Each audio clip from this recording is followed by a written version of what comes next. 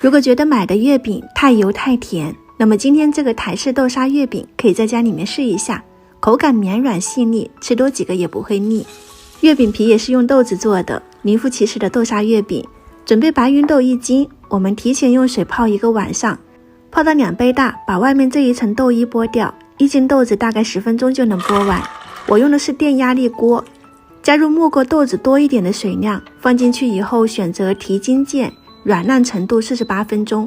这个豆子一定要给它压透，压到中间没有硬芯，像这样子出锅一抿就碎的状态就可以啦。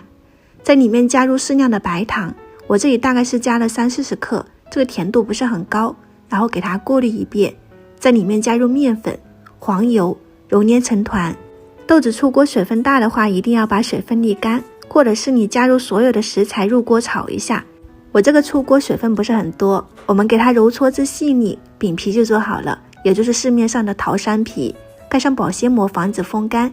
里面的馅料是准备的红豆馅，用煮饭键给它压熟后放进破壁机里面，再加一点清水，这个水量没有固定，能够让机子转动起来，把它打成细腻的豆泥就可以了。我们倒进不粘锅里面，炒这个一定要用不粘锅，先开中火把水分炒干一点，然后再加入白糖、麦芽糖，这个甜度就可以自己调节了，然后再加入玉米油，给它熬至粘稠。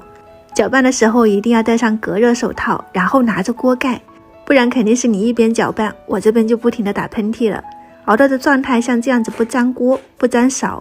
也就从8点熬到10点，2个小时，纯手工的红豆沙就搞定了。为了不甜腻也挺费力的，我们把饼皮用手慢慢的转个圈，把豆沙放进去以后，虎口慢慢的收拢捏合，像这样子就可以了。想要好看一点，饼皮可以调个颜色，像抹茶粉、可可粉、胡萝卜粉都可以。你像印出来的话呢，又好看，颜值又高，充满希望。